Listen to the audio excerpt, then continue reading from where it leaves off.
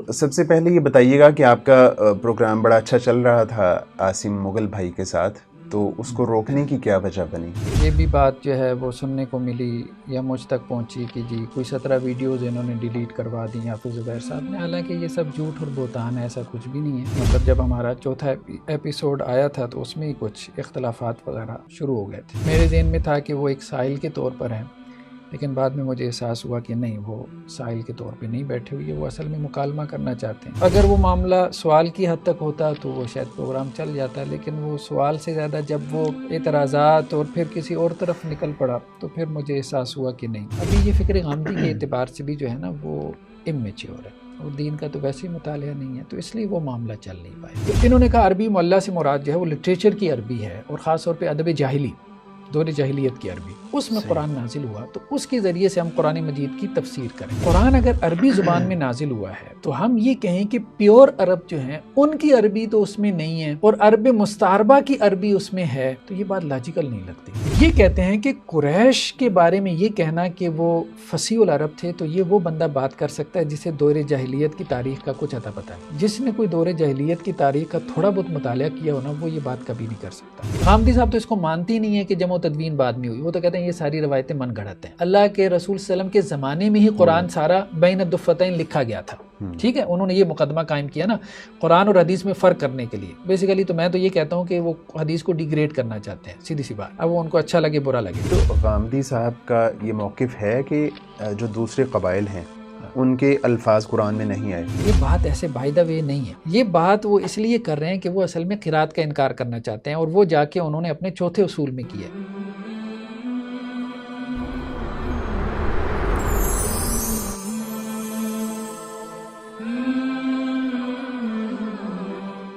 بسم اللہ الرحمن الرحیم، السلام علیکم ناظرین، فکر غامدی کے پہلے پروگرام میں ہم آپ کو خوش آمدید کہتے ہیں۔ جیسا کہ آپ جانتے ہیں کہ اسی اسٹوڈیو میں اس سے پہلے ایک پروگرام مکالمہ کے نام سے چلتا رہا ہے، اور اس میں حافظ زبیر صاحب اور عاصم مغل صاحب کی جو ڈسکشن ہے وہ چلتی رہی ہے، لیکن بعض ریزن سے وہ ڈسکشن، وہ پروگرام اب اس کو روک دیا گیا ہے۔ اس کی کیا وجوہات ہیں اس پہ انشاءاللہ ہم بات کریں گے حافظ زبیر صاحب سے۔ سر دست میں یہ بتانا چاہتا ہوں کہ ایک نیا پروگرام فکر غامدی کے نام سے ہم شروع کر رہے ہیں، جس میں غامدی صاحب کے افکار و نظریات انشاءاللہ ہم ڈسکس کریں گے، اور خاص طور پہ ہم اس میں ان کی جو کتاب ہے میزان، اس کی اسٹڈی کریں گے، انالیٹیکل اسٹڈی کریں گے، اور اس پہ ہم ساتھ ساتھ انشاءاللہ حافظ زبیر صاحب سے انپٹ لیتے جائیں گے۔ تو آج بھی ہمارے ساتھ موجود ہیں حافظ زبیر صاحب، ہم ان سے باقاعدہ گفتگو کا آغاز کرتے ہیں۔ بہت شکریہ آپ صاحب، آپ نے جو ہے ٹائم نکالا۔ جزاکم اللہ۔ تو سب سے پہلے یہ بتائیے گا کہ آپ کا پروگرام بڑا اچھا چل رہا تھا عاصم مغل بھائی کے ساتھ، تو اس کو روکنے کی کیا وجہ بنی؟ بسم اللہ الرحمن الرحیم۔ دیکھیں، پہلے تو میرے ذہن میں تھا کہ اس پہ تبصرہ نہ کروں، لیکن یہ ہے کہ سوشل میڈیا پہ کچھ چیزیں بہت زیادہ عام ہو گئیں، پھیلا دی گئیں دوسرے لوگوں کی طرف سے، فریق مخاطب کی طرف سے۔ صحیح۔ یہ بھی بات جو ہے وہ سننے کو ملی یا مجھ تک پہنچی کہ جی کوئی 17 ویڈیوز انہوں نے ڈیلیٹ کروا دی حافظ زبیر صاحب نے، حالانکہ یہ سب جھوٹ اور بہتان ہے، ایسا کچھ بھی نہیں ہے۔ اگرچہ عاصم مغل صاحب نے نہیں کی تو، لیکن یہ ہے کہ وہ چونکہ ان کے واٹس ایپ گروپس وغیرہ میں ایڈ تھے تو کچھ بات وہ کرتے تھے، پھر وہ چیونٹے سے ہاتھی بن جاتا تھا یا رائی سے پہاڑ بن جاتا تھا کہیں پہنچتے پہنچتے۔ صحیح۔ تو اصل میں عاصم مغل صاحب کو میرا شروع سے ہی یہ کہنا تھا کہ مطلب جب ہمارا چوتھا ایپیسوڈ آیا تھا تو اس میں ہی کچھ اختلافات وغیرہ شروع ہو گئے تھے۔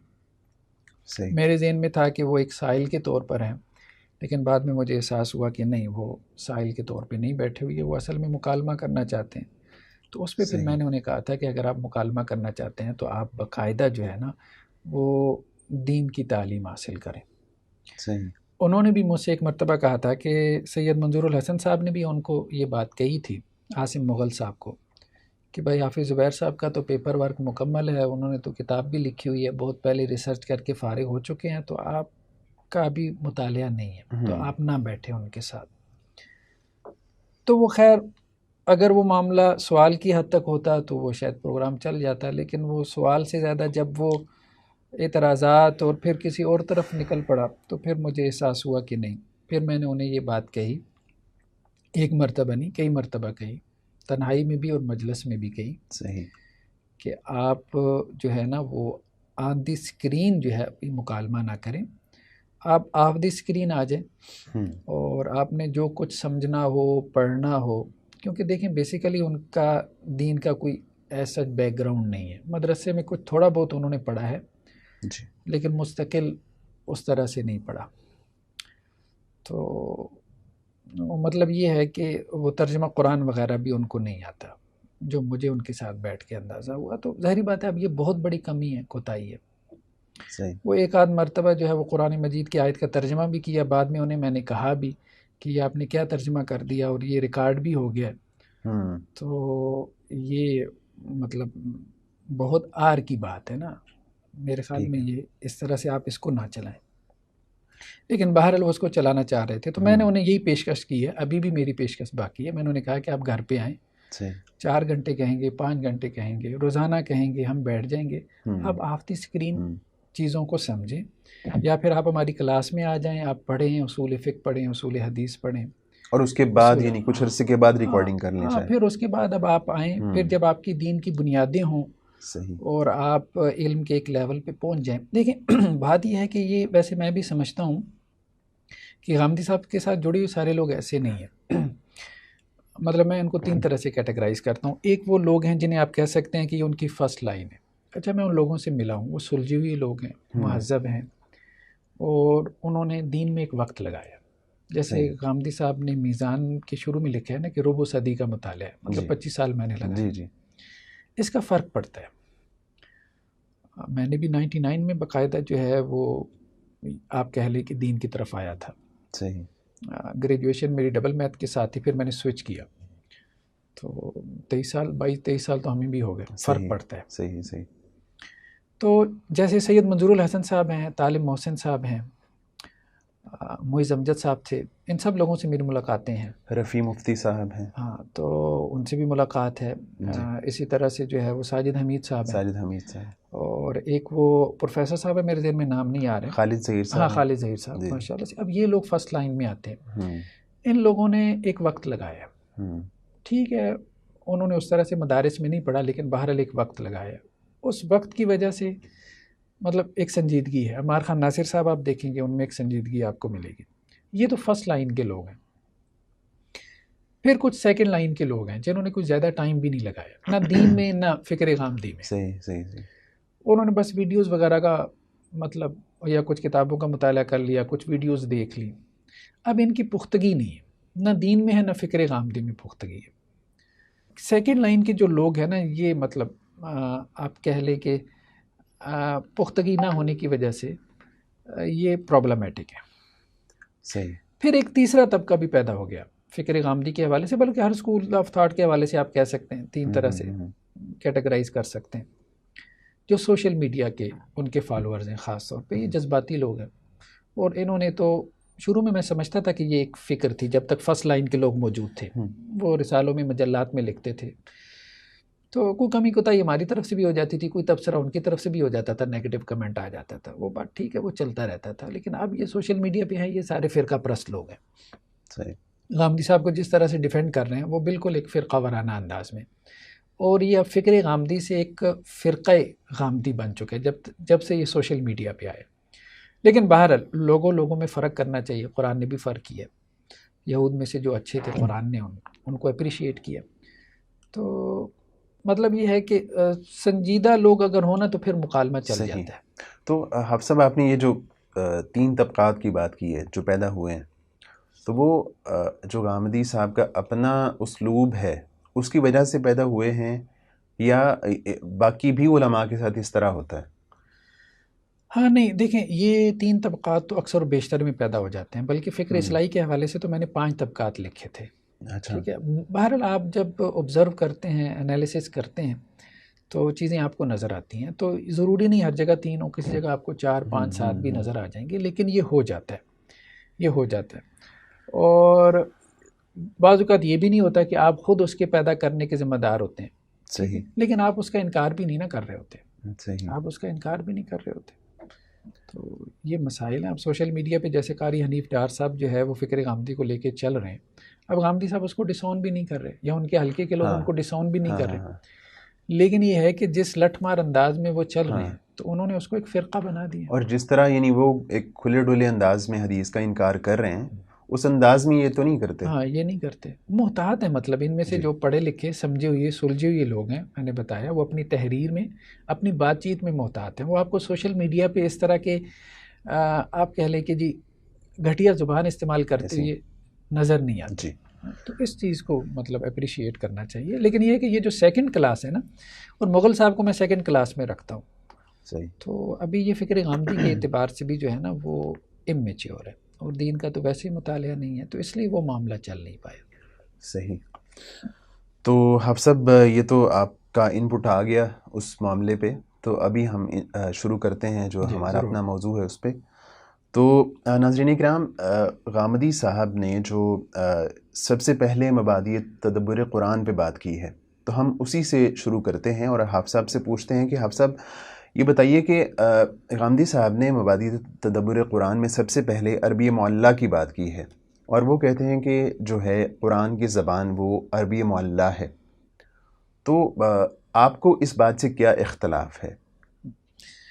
دیکھیں ہم انشاءاللہ سے کوشش کریں گے کہ غامدی صاحب کے جو اصول ہیں یعنی دین کو سمجھنے کے، ہم اس کا ایک انالیسس کریں.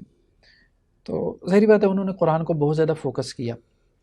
تو جو ہمارا مکالمہ پروگرام تھا اس میں بھی میرا اصل میں مقصد یہی تھا کہ میزان جو ان کی کتاب ہے، جس کے بارے میں غامدی صاحب کا کہنا ہے، ایک فخری انداز ہے ان کا کہ یہ میرا ربع صدی کا مطالعہ، اور انہوں نے اس میں واقعتاً جان ماری ہے، نظر آتی ہے. ایک بندے نے محنت کی، اس کو اپریشیٹ کرنا چاہیے. بعد میں آپ اس سے اختلاف کریں، ٹھیک ہے.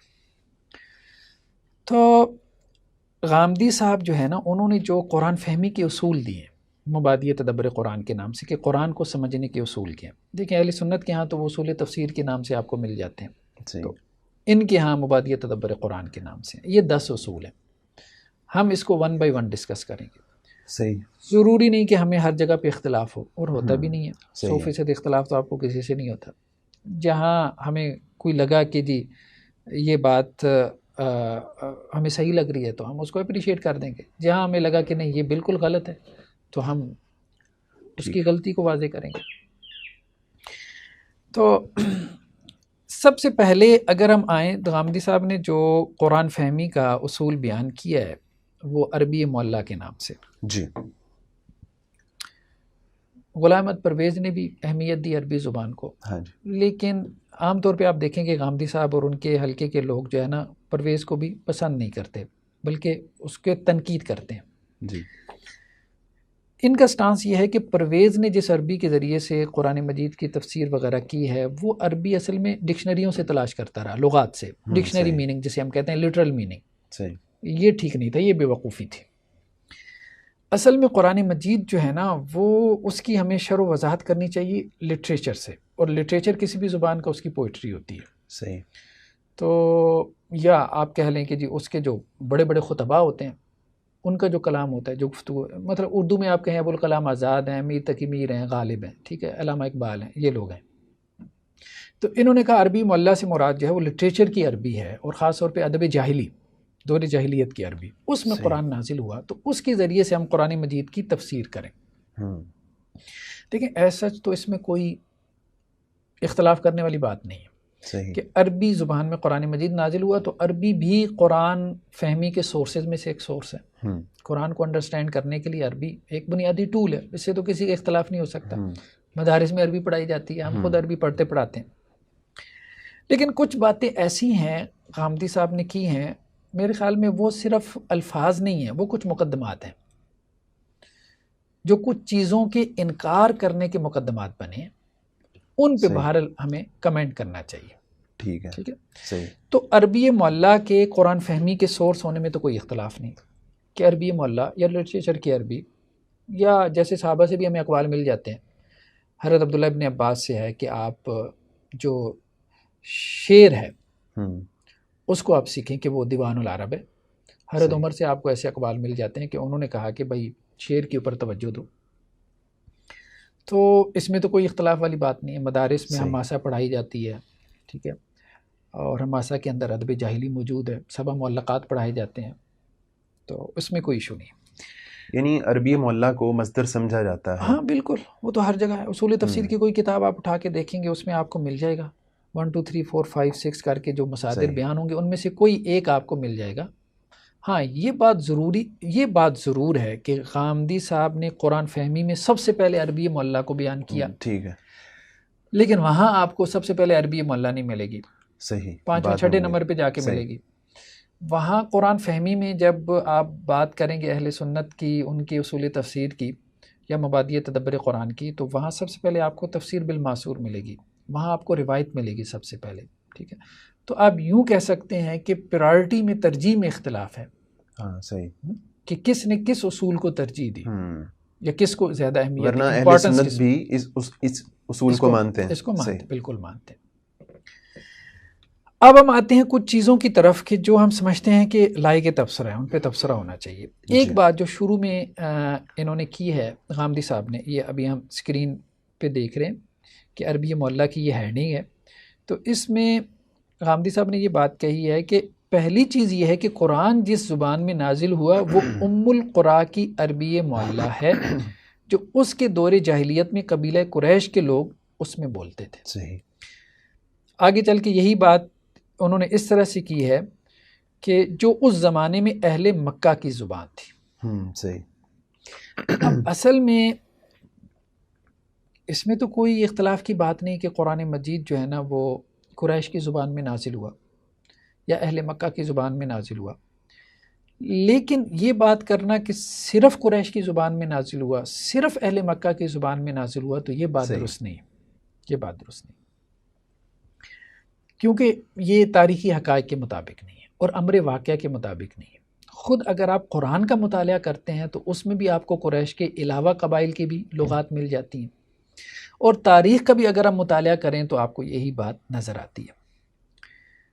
اچھا، اس میں جو غامدی صاحب کا اصل میں ایک انداز ہے کہ وہ جب کوئی بات بیان کرتے ہیں تو قرآن مجید کی آیت نقل کرتے ہیں، استدلال کرتے ہیں.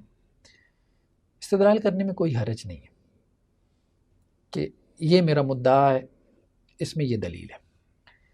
لیکن جب وہ یہ کہتے ہیں نا کہ اب یہ جو میں نے قرآن کی آیت بیان کر دی نا، اب اس سے یہی بات نکلتی ہے جو میں بیان کر رہا ہوں، جس قطعیت کے ساتھ اور جس اصرار کے ساتھ وہ پھر جب یہ دعویٰ کرتے ہیں اور اپنے فہم قرآن کو قرآن بنا لیتے ہیں، تو یہ ایٹیچیوڈ جو ہے یہ درست نہیں ہے. صحیح. اب جیسے انہوں نے یہاں پہ یہ دلیل کے طور پہ یہ بات بیان کی، فَإِنَّمَا يَسَّرْنَاهُ بِلِسَانِكَ، کہ ہم نے اس قرآن کو تمہاری زبان میں نہایت سہل اور موزوں بنا دیا. بس اتنی سی بات ہے. اب یہاں تک تو بات ٹھیک ہے، ٹھیک ہے کہ نبی صلی اللہ علیہ وسلم آپ کی زبان میں یہ قرآن مجید ہم نے آسان کر دیا، لیکن قرآن میں آپ کو کوئی ایسی نص نہیں ملتی کہ جس میں قرآن نے یہ بات کہی ہو کہ یہ قریش کی زبان میں نازل ہوا. صحیح. اچھا، قرآن میں جو نصوص ہیں یہ ہم اگر اسکرین پہ نکالیں تو یہ بہت ساری نصوص میرے سامنے کھلی ہیں. ایک جگہ قرآن نے کہا اِنَّا أَنزَلْنَا قُرْآنًا عَرَبِيًّا، ہم نے قرآن کو عربی زبان میں نازل کیا، قریش کی نہیں، عربی میں. صحیح. وَكَذَلِكَ أَنزَلْنَا حُكْمًا عَرَبِيًّا، ٹھیک ہے. ایک اور جگہ پہ کہا کہ وَلَقَدْ نَعْلَمُ أَنَّهُمْ يَقُولُونَ إِنَّمَا يُعَلِّمُهُ بَشَرٌ لِسَانُ الَّذِي يُلْحِدُونَ إِلَيْهِ أَعْجَمِيٌّ وَهَذَا لِسَانٌ عَرَبِيٌّ مُبِينٌ. عربی مبین ہے. وَكَذَلِكَ أَنزَلْنَا قُرْآنًا عَرَبِيًّا وَصَرَّفْنَا فِيهِ مِنَ الْبَيِّنَاتِ بِلِسَانٍ عَرَبِيٍّ مُبِينٍ قُرْآنًا عَرَبِيًّا غَيْرَ ذِي عِوَجٍ كِتَابٌ فُصِّلَتْ آيَاتُهُ قُرْآنًا عَرَبِيًّا. ٹھیک ہے. وَلَوْ جَعَلْنَاهُ قُرْآنًا أَعْجَمِيًّا لَقَالُوا لَوْلَا فُصِّلَتْ آيَاتُهُ أَعْجَمِيٌّ وَعَرَبِيٌّ. تو قرآن نے ہر جگہ جو ہے جو اپنی نسبت بیان کی ہے وہ یہ نہیں کہ میں قریشی ہوں. صحیح. قرآن نے کہا میں عربی ہوں، اور عربی صرف قریش کی زبان نہیں تھی. لیکن آپ سب یعنی عموماً یہ تاثر ہے کہ قرآن جن لوگوں پہ نازل ہوا وہ سب سے فصیح عربی بولنے والے تھے، اور وہ اتنے فصیح تھے کہ وہ دوسروں کو اجمی کہتے تھے اپنے مقابلے میں.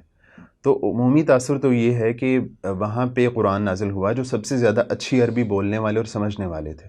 اگر آپ سمجھتے ہیں کہ ان کے علاوہ کوئی اور علاقہ تھا یا کوئی اور لوگ تھے جو زیادہ اچھی عربی بولنے والے، سمجھنے والے، یا شعراء یا ادیب موجود تھے، تو پھر قرآن پھر مکہ میں کیوں نازل ہوا؟ اصل میں اس میں سمجھنے والی دو باتیں ہیں. ایک تو یہ ہے کہ عرب میں جو ہے وہ مختلف قبائل تھے. صحیح. بیسیکلی عرب کی 3 قسمیں بیان کی جاتی ہیں جن لوگوں نے بھی عرب کی تاریخ پہ لکھا. جی. ایک عرب باعدہ ہیں جو تباہ ہو گئے، قرآن نے جن کا تذکرہ کیا، عاد و سمود. ہمارے پاس ان کی ہسٹری نہیں ہے، صحیح. وہ تو چلے گئے. دوسرے عرب عربہ ہیں جنہیں پیور عربس کہتے ہیں. یہ بیسیکلی یمنی ہے. پیور عرب یمنی ہے. پیور عرب جو ہے نا، یہ قوم سبا وغیرہ، یہ ہجرت کر کے آئے تھے. یہ بیسیکلی جنوبی عرب بھی کہلاتے ہیں. یہ شمالی عرب میں آئے تھے. تو شمالی عرب والے یہ حجازی عرب کہلاتے ہیں. ٹھیک ہے. ان کو عربی مستعربہ کہتے ہیں، یعنی انہوں نے عربیت ایک طرح سے مستعار لی ہے. یہ پیور عرب نہیں ہے. صحیح. پیور عرب نہیں ہے. دیکھیں نا، حضرت ابراہیم علیہ السلام حضرت اسماعیل کو یہاں چھوڑ کے گئے. ٹھیک ہے. پھر جو ہے نا وہ یہاں سے آگے وہ اہل مکہ کی آبادی جو ہے وہ اس لیے یہ عربی مستعربہ کہلاتے ہیں. یہ باہر سے آئے ہیں. یہاں کے جو مقامی عرب ہیں، پیور عرب ہیں، یہ بیسیکلی یمنی ہیں. اچھا. قرآن اگر عربی زبان میں نازل ہوا ہے تو ہم یہ کہیں کہ پیور عرب جو ہیں ان کی عربی تو اس میں نہیں ہے. اچھا. صحیح. اور عرب مستعربہ کی عربی اس میں ہے. تو یہ بات لاجیکل نہیں لگتی. صحیح. یعنی پیور عرب کی عربی تو ہوگی، جب وہ ہے ہی عربی میں تو پیور عربی اس میں کیوں نہیں ہوگی؟ صحیح. پیور عربی اس میں کیوں نہیں ہوگی؟ ہم انکار نہیں کر رہے کہ جو حجاز کے عرب ہیں یا شمالی عرب ہیں، یا ان کو ادنانی عرب بھی کہتے ہیں، وہ جو یمن کے ہیں وہ قحطانی ہیں. یہ دونوں بیسیکلی حضرت سام کی اولاد میں سے، سیمیٹک ریلیجنز میں سے. تو پیور عرب جو ہے نا، اس کے علاوہ اگر آپ ایک اور بات دیکھیں، جو اب غامدی صاحب نے بھی یہ بات کہی ہے کہ قرآن مجید جو ہے نا وہ اس کا فہم ہمیں عربی معلیٰ سے حاصل ہوگا، اور عربی معلیٰ کا بڑا مصدر جاہلی شاعری ہے، اور جاہلی شاعری کا سب سے بڑا مصدر سبع معلقات ہیں. سبع ہیں یا 9 ہیں، 9 ہیں، یا کچھ نے 10 بھی کہیں. صحیح. 10 میں سے کوئی ایک بھی قریشی نہیں ہے. سبع معلقات سے ہٹ کے دور جاہلیت کے جتنے بڑے شاعر ہیں، جتنے بڑے شاعر ہیں، کوئی ایک بھی آپ کو قریشی نہیں ملے گا. صحیح. یہ میرے سامنے کھلی ہے طبقات فحول الشعراء. ٹھیک ہے. اب یہ بہت پرانی کتاب ہے، ابن سلام کی، 232 میں ان کی وفات ہوئی. بڑے شعراء کا تذکرہ، انہوں نے طبقات ذکر کی ہیں، شعراء کے 10 طبقات. پہلے طبقے میں امرؤ القیس. امرؤ القیس جو ہے وہ کندہ قبیلے سے تعلق رکھتا ہے. یہ یمنی ہے. یمنی ہے. صحیح. جو عرب جو پیور عرب ہے. صحیح. یہ تو حجازی بھی نہیں ہے، حجازی بھی نہیں ہے، یعنی شمالی عرب بھی نہیں ہے. نابغہ یہ بھی بنو مضر میں سے ہے. ٹھیک ہے. سبع معلقات میں سے ہے. زہیر یہ بھی بنو مضر میں سے ہے. بنو مضر ٹھیک ہے، قریش سے اوپر جا کے ان کی لڑی آپس میں قریش کی اور ان کی مل جاتی ہے. اچھا، اکثر و بیشتر جو ہے نا سبع معلقات کے جو مؤلفین ہیں وہ بنو مضر میں سے ہیں. اس لیے عبداللہ بن مسعود کا قول ایک ملتا ہے کہ بنو مضر کی زبان میں قرآن مجید نازل ہوا. عاشا یہ بھی بنو مضر میں سے ہیں. صحیح. اچھا، کچھ ایسے بھی ہیں کہ جو آپ یوں کہہ سکتے ہیں، جیسے بلکہ عاشا کے بارے میں ایک رائے یہ بھی ہے کہ یہ بنو سالبہ سے ہے، اور بنو سالبہ عربی نہیں ہے. اس کے بارے میں زیادہ تر کی تحقیق یہ ہے کہ یہ اسرائیلی ہے. تو جن لوگوں کو آپ عربی معلیٰ کا سب سے بڑا سورس بنا رہے ہیں، وہ سبع معلقات کے یا 9 یا 10 معلقات کے مؤلفین ہوں یا اور بڑے بڑے شاعر ہوں، تو وہ ان میں سے کوئی قریشی نہیں ہے. قریشی نہیں ہے. صحیح. بلکہ ان میں سے جو بڑے نام ہیں وہ تو کچھ تو عرب سے ہی نکل گئے. لوگوں نے کہا کہ یہ اسرائیلی ہے، جیسے عاشا. یا کچھ ایسے ہیں کہ جو حجاز سے نکل گئے، وہ تو یمنی ہے. ٹھیک ہے، قحطانی عرب ہیں جو پیور عرب ہیں، امر القیس، ان میں سے زیادہ تر کے آباء و اجداد تو یہیں کے رہنے والے تھے نا مکہ؟ زیادہ تر کے نہیں، مکہ نہیں، آپ مکہ نہ گئے. اچھا، مکہ نہ گئے، آپ حجاز کے ہیں. حجاز کے، صحیح. حجاز کے ہیں، کیونکہ یہ قبائل مکہ میں تو اب آپ دیکھیں نا جو قبائل تھے مکہ میں تو قریش تھے. تو قریش میں تو جو شعراء پیدا ہوئے ہیں ٹھیک ہے تھے ان میں جی، جیسے نام ملتے ہیں. یہ صاحب کتاب نے بھی جو ہے وہ شعراء مکہ کے تذکرہ کیا ہے. اس میں کیا ہے، ابو طالب، حضرت ابو طالب کو شاعر کے طور پہ کوئی نہیں جانتا، اللہ کے وسلم کی نسبت کی وجہ سے معروف ہیں. ٹھیک ہے، حضرت زبیر، ٹھیک ہے، حضرت ابو سفیان، حضرت زرار بن خطاب. اب ان میں سے کون ہے جو بطور شاعر معروف ہے، جن کی شاعری پڑھی پڑھائی جاتی ہے؟ لیکن یہ بات تو معروف ہے کہ اس زمانے میں، جس زمانے میں قرآن نازل ہوا، شاعری کے باقاعدہ مقابلے ہوتے تھے، اور جو ہے اپنا کلام لٹکایا جاتا تھا خانہ کعبہ کی دیوار کے ساتھ، اور ایسے میں سورہ کوثر جو ہے وہ بھی لٹکائی گئی تھی. تو اس طرح کی بہت ساری باتیں اور واقعات تو ملتے ہیں. ڈاکٹر جواد علی جو ہے المفصل فی تاریخ العرب، 20 جلدوں میں انہوں نے جو ہے وہ عرب کی تاریخ لکھی ہے، اور خاص طور پہ عرب کی وہ تاریخ جو کہ دور جاہلیت کی تاریخ ہے. اور یہ غامدی صاحب کے مصادر میں سے ہے. میزان میں آپ دیکھیں گے سنت کی باس میں آپ کو نیچے بہت حوالے ملے گے المفصل فی تاریخ العرب جی، یعنی آپ یوں کہہ سکتے ہیں ان کے بڑے سورسز میں سے. صحیح. ڈاکٹر جواد علی نے جو ہے وہ جو بحث کی ہے تقریباً کوئی 100 صفحات میں اس بات کے اوپر کہ قرآن فصیح عربی میں نازل ہوا. سوال یہ پیدا کیا کہ فصیح عربی کیا قریش کی تھی یا قریش کے علاوہ قبائل کی تھی؟ صحیح. جو فائنڈنگ ہے وہ تو ہم بعد میں آتے ہیں نا اس کی طرف، لیکن ڈاکٹر جواد علی نے اب یہ ایک پوائنٹ آف ویو، ہم اس کو ایک پوائنٹ آف ویو کے طور پہ بیان کر رہے ہیں. خاص طور پہ غامدی صاحب کے نزدیک تو ان کی تحقیق کی بڑی اہمیت ہے. یہ کہتے ہیں کہ قریش کے بارے میں یہ کہنا کہ وہ فصیح العرب تھے تو یہ وہ بندہ بات کر سکتا ہے جسے دور جاہلیت کی تاریخ کا کچھ اتا پتہ نہیں. اچھا، جس نے کوئی دور جاہلیت کی تاریخ کا تھوڑا بہت مطالعہ کیا ہونا وہ یہ بات کبھی نہیں کر سکتا کہ وہ فصیح تھے. وہ فصیح تھے. صحیح. اس کی وجہ یہ ہے کہ قریش جو ہے نا وہ اجمیوں کے ساتھ ان کا اختلاط بہت زیادہ تھا. اجمیوں کے ساتھ ایک تو حج کے موقع پہ، اور دوسرا ویسے ان کے قافلے وغیرہ جاتے تھے. قرآن نے بھی کہا لیلاف قریشی ایلاف میں خلط الشتاء والصیف. اس اختلاف کی وجہ سے ان کی زبان صاف نہیں رہی تھی، بگڑ گئی تھی.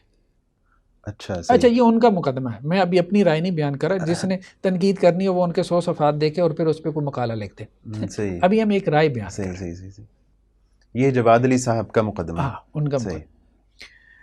وہ یہ کہتے ہیں کہ بیسیکلی جو فصیح ترین قبائل تھے عرب کے وہ 3 تھے، اور اس کے لیے انہوں نے یہ چیز بطور دلیل بیان کی ہے کہ بعد میں آنے والے جتنے لغویین ہیں، بڑے بڑے امام خلیل سے لے کے آگے وہ ازہری کو لے لیں تو جوہری کو لے لیں، جن کو بھی لے لیں آپ، سب نے 3 قبائل کی لغت کو بنیاد بنایا لغت عرب کے لیے. وہ بنو تمیم ہے، بنو قیس ہیں، بنو اسد ہے. اس میں بھی وہ کہتے ہیں کہ فصیح ترین بنو تمیم تھے. ہاں یہ بات انہوں نے کہی ہے کہ قریش کے بنو تمیم کے ساتھ رشتہ داری تھی، مساہرت تھی، مطلب شادیاں وغیرہ ان کے یہاں تھی. تو بنو تمیم سے ایک فصاحت اور بلاغت یا عربی مبین کا ایک اثر آپ کہہ سکتے ہیں قریش کے اوپر آیا ہے، لیکن اصلاً قریش نہیں تھے، فصیح العرب نہیں تھے، لیکن رہنے والے حجاز کے تھے. ہاں قریش، ہاں وہ حجاز کے رہنے والے تھے نا. بنو تمیم اور بنو قیس بنو اسد یہ حجازی ہیں، شمالی عرب ہیں، یہ یعنی ادنانی عرب ہیں، یہ ادنانی عرب. صحیح. تو شعراء وغیرہ ان میں بڑے بڑے پیدا ہوئے، بڑے بڑے خطبہ ان میں پیدا ہوئے. قریش میں کوئی نہیں پیدا ہوا. اچھا پھر یہ ہے کہ وہ جو ابھی آپ نے تذکرہ کی نا سوق اوکاز کا جو بازار لگتا تھا نا، جہاں یہ فیصلے ہوتے تھے کہ جی یہ ہم نے جو ہے قصیدہ لٹکانا ہے بیت اللہ پہ، اگرچہ وہ لٹکانے میں بھی اختلاف ہے، خیر ہم اس میں نہیں جاتے. اس کی سرداری بنو تمیم کے پاس تھی. اس بازار کی سرداری بھی جو ہے اس کو مینیج یہ بنو تمیم کر رہے تھے، ان کی حکومت تھی. تو انہوں نے بہت سارے دلائل دیے 100 صفحات میں، جس کے اوپر یہ مقدمہ کھڑا کیا ہے کہ بیسیکلی قبائل جو ہے وہ 3 تھے. یہ بات کہ والقبائل، جو قبائل تھے وہ تمیم و قیس و اسد، یہ وہ قبائل ہیں کہ جن سے علماء لغت نے لغت مرتب کی ہے. یہ وہ قبائل تھے جن کے شعراء فصیح العرب تھے.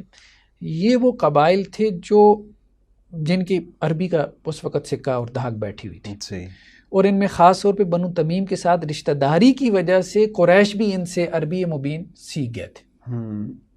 لیکن اصلاً وہ مصدر نہیں تھے قریش عربی مبین کے، کیونکہ وہ اجمیوں سے اختلاط کی وجہ سے اپنی زبان بگاڑ بیٹھے تھے. یہی وجہ تھی کہ عربوں میں یہ بھی رواج آپ کو عام ملتا ہے، ایک تو دودھ پلوانے کے لیے اپنے بچے باہر بھیج دیتے تھے جی دیہاتوں میں، اور دوسرا زبان جو ہے صاف زبان سیکھنے کے لیے دیہاتوں میں اپنے بچوں کو بھیجتے تھے. پھر اس سے ایک سوال یہ پیدا ہوتا ہے، شاید یہ سوال بعد میں آنا چاہیے لیکن یہاں پہ موضوع کے حساب سے قرآن کے بارے میں اللہ کے نبی علیہ السلام فرماتے ہیں کہ یہ لغت قریش پہ نازل ہوا. تو پھر اگر وہ زبان فصیح نہیں تھی ان کی، تو پھر قرآن اس لغت میں کیوں نازل ہوا؟ ایک بات تو یہ ہے کہ غامدی صاحب جو ہے نا، ان کا استدلال تو قرآن ہے، ٹھیک ہے، وہ اس حدیث سے استدلال نہیں کرتے. کیوں نہیں کرتے؟ کیونکہ یہ حدیث صرف یہ الفاظ نہیں بیان کرتے. اس سے تو قرات ثابت ہوتی ہے. اس حدیث سے اصل میں قرات بھی ثابت ہو جاتی ہے، کیونکہ اس حدیث میں جو سارا پس منظر ہے وہ ہے قرات کا. قرات کے پس منظر میں یہ بات آئی، حضرت عثمان نے کہا تھا اس کمیٹی کو جو جمع قرآن پہ متعین تھی کہ بھئی اگر تمہارا اختلاف ہو جائے تو تم نے جو لکھنا ہے وہ لغت قریش میں لکھنا ہے. غامدی صاحب تو اس کو مانتی نہیں ہے کہ جمع و تدوین بعد میں ہوئی، وہ تو کہتے ہیں یہ ساری روایتیں من گھڑت ہیں. اللہ کے رسول صلی اللہ علیہ وسلم کے زمانے میں ہی قرآن سارا بین الدفتین لکھا گیا تھا، ٹھیک ہے. انہوں نے یہ مقدمہ قائم کیا نا قرآن اور حدیث میں فرق کرنے کے لیے. بیسیکلی تو میں تو یہ کہتا ہوں کہ وہ حدیث کو ڈیگریڈ کرنا چاہتے ہیں، سیدھی سی بات. اب وہ ان کو اچھا لگے برا لگے، تو وہ یہ کہتے ہیں کہ جو قرآن تو رسول اللہ کے زمانے میں لکھا گیا تھا، حدیثیں بعد میں لکھی گئیں. اب جتنی حدیثیں ہیں کہ جی قرآن حضرت ابوبکر رضی اللہ عنہ کے زمانے میں لکھا گیا یا حضرت عثمان رضی اللہ عنہ کے زمانے میں اس کی کمپائلیشن ہوئی، تدوین ہوئی، تو وہ کہتے ہیں یہ ساری من گھڑت روایتیں، یہ کس سے کہانی ہے. اب حدیث میں تو آ گیا، یہ صحیح بخاری کی روایت ہے سامنے ہمارے سامنے 4984، ٹھیک ہے. اس میں یہ بات ہے کہ حضرت عثمان نے یہ کہا تھا کہ جب تمہارا اختلاف ہو جائے تو فَاكْتُبُوهَ بِلِسَانِ قُرَيْشٍ فَإِنَّ الْقُرْآنَ أُنزِلَ بِلِسَانِ. تو بعض روایت میں یہ بھی آتا ہے تابوت کی تا میں اختلاف ہو گیا تھا، 4 بندوں کی کمیٹی تھی جو قرآن مجید کو لکھ رہے تھے کہ اس کو لمبی تا سے لکھنا ہے یا گول تا سے لکھنا ہے. تو قریش اب اس کو لمبی تا سے لکھتے تھے تو اس کو لمبی تا سے لکھا گیا. تو اب حدیث یہ کہتی ہے کہ یہ قریش کی زبان میں نازل ہوا. غامدی صاحب یہاں سے استدلال نہیں کر سکتے. ہاں قرآن البتہ اس معاملے میں بہت واضح ہے کہ قرآن عربی زبان میں نازل ہوا. اچھا یہ بات ڈاکٹر جواد علی نے بھی کی ہے اور بڑے دھڑلے سے ساری آیات جو ہے وہ بیان کرنے کے بعد کی ہے. انہوں نے کہا ہے کہ قرآن مجید میں کوئی ایک آیت ایسی نہیں ہے، ایک آیت بھی ایسی نہیں ہے جو یہ کہتی ہو کہ قرآن قریش کی زبان میں نازل ہوا. ٹھیک ہے. ہاں اچھا بعض جگہ سے لوگوں نے استدلال کیا کہ جی اللہ تعالیٰ نے جو ہے وہ ہر نبی کو اپنی قوم کی زبان میں، ٹھیک ہے. اب قوم ظاہری بات ہے، قوم تو پوری قوم مراد ہوتی ہے نا. اللہ کے رسول صلی اللہ علیہ وسلم صرف اہل مکہ کی طرف تو مبعوث نہیں ہوئی تھی، پھر تو آپ کو یہ مقدمہ قائم کرنا پڑے گا نا. اللہ کے رسول صلی اللہ علیہ وسلم تو ظاہری بات ہے آپ کم از کم بھی کہیں گے تو آپ کہیں گے کہ عرب قوم کی طرف مبعوث ہوئی تھی. ٹھیک. تو اس لیے اس سے یہ چیز جو ہے وہ یہ بات ثابت نہیں ہوتی. تو چلیں یہ تو یعنی غامدی صاحب کی رائے ہے، ہاں اس میں آپ کی اپنی رائے کیا ہے؟ ہم یہ بات کہتے ہیں کہ یہ جو بات کہی گئی ہے کہ حدیث میں، ہم تو ظاہر بات ہے حدیث کو مانتے ہیں، اس سے مراد یہ ہے کہ غالب جو ہے، غالب اس کا وہ قریش کی زبان میں ہے. قرآن کا غالب قریش کی زبان میں. اچھا لوگوں نے تحقیقات کی ہیں. مثال کے طور پہ ابھی یہ میرے سامنے کتاب ہے، کتاب اللغات فی القرآن، ٹھیک ہے. اسماعیل بن عامر یہ کافی بڑے جو ہے وہ قرات کے ائمہ میں سے ہیں اور پرانے لوگوں میں سے ہیں، 4 صدی ہجری مطلب. اور یہ حضرت عبداللہ ابن عباس کی طرف پوری سند کے ساتھ ہے، اس کی کئی سندیں ہیں اس کی. یہ جو کتاب اللغات فی القرآن ہے نا، یہ حال ہی میں پبلش ہوئی ہے. اس میں انہوں نے یہ بات کہی ہے، یعنی مختلف جو مفردات ہیں، مفردات القرآن، ان کے حوالے سے، کہ سلف نے خاص طور پہ عبداللہ ابن عباس رضی اللہ عنہ نے یہ جو باتیں کہی ہیں کہ یہ لفظ کس قبیلے کا ہے. تو آپ اس میں انہوں نے کہا لغت قریش، حذیل، کنانہ، اوس، خزرج، خصم، کیس، ایلان، سعد العشیرہ، جرہم، یمن، از، شنوہ، کندہ، تمیم، حمیر، مدین، سدوس، حجاز، انمار، غسان، بنی حنیفہ، تغلب، تے، عامر بن ساسا، مزینہ، ثقیف، جزام، اور مطلب بہت سارے جو قبائل ہیں ان کے الفاظ ہمیں قرآن میں ملتے ہیں. اور ایک ایک لفظ پہ بحث کی ہے کہ یہ اصل میں فلاں قبیلے کا لفظ تھا. اچھا، اس کا اگر آپ اس کتاب کو دیکھیں تو یہ کتاب یہی بتاتی ہے. یہاں اس نے شروع میں جو ہے نا اس کتاب کے حوالے سے اس نے قبیلے کا نام لکھا اور آگے الفاظ کی تعداد بھی لکھی. جیسے قریش جو ہے نا، قریش کے سے جو ہے 104 الفاظ ہیں، سب سے زیادہ قریش سے 104 الفاظ. حذیل سے جو ہے وہ 45 ہیں، کنانہ سے 36 ہیں، حمیر سے 23 ہیں، پھر ایک ایک کر کے، ٹھیک ہے، باقاعدہ سندوں کے ساتھ یہ بات کہ اہل حمیر سے اصل میں یہ لفظ آیا ہے، قریش اس کو نہیں بولتے تھے. ٹھیک ہے، مثال کے طور پہ جیسے دیکھیں یہ تبری، تفسیر تبری ہے میرے سامنے. ٹھیک ہے، تفسیر تبری میں یہ حضرت عبداللہ ابن عباس سے ہے. یہ جو قرآن مجید کی آیت ہے فرت من کسورہ، تو حضرت عبداللہ ابن عباس نے کہا کہ ہوا بالعربیہ الاسد، عربی میں اس کو اسد کہتے ہیں، وبالفارسیہ شار، شار سے شیر بن گیا، پھر وبالنبتیہ اریا، وبالحبشیہ کسورہ. یہ تو عربی بھی نہیں ہے. اچھا، اس پہ پھر ایک اور ڈیبیٹ ہے، قرآن میں کیا غیر عربی لفظ ہیں کہ نہیں ہے. امام شافعی اگر سے اس طرف گئے ہیں کہ نہیں ہے، خیر اس پہ ہم کسی اور وقت میں بحث کریں گے. لیکن یہ ہے کہ آپ تو یہ بات کرتے ہیں کہ قرآن مجید میں کیا قریش کے قبیلے کے علاوہ کے بھی الفاظ ہیں کہ نہیں ہیں. قرآن مجید میں تو عربی کے علاوہ بھی الفاظ ہیں، صحیح، فارسی الاصل، حبشی الاصل الفاظ ہیں. ٹھیک ہے، جہنم کے بارے میں جیسے ایک بحث موجود ہے کہ یہ عربی الاصل نہیں ہے، ٹھیک ہے، فارسی الاصل ہے. اس طرح اور الفاظ آپ کو مل جائیں گے اور یہ بات آپ کو سلف سے ملے گی. ٹھیک ہے، تو یہ جو صاحب ہیں جنہوں نے اس کتاب کی تحقیق کی ہے اللغات فی القرآن کی، انہوں نے کہا کہ سب سے زیادہ اس کتاب کے مطابق قریش کے الفاظ ہیں. تو یہ بات کہی جا سکتی ہے کہ غالب جو ہے وہ اس میں قریش کی لغت ہے. اور شارحین حدیث نے بھی یہی بات لکھی ہے اس حدیث کی شرح میں کہ غالب اس میں قریش کی لغت ہے. یہ کہنا کہ اس میں ساری وکیبلری قریش کی ہے، یہ بات پریکٹیکلی اور تاریخاً بھی ثابت نہیں ہے، عملاً ثابت نہیں ہے.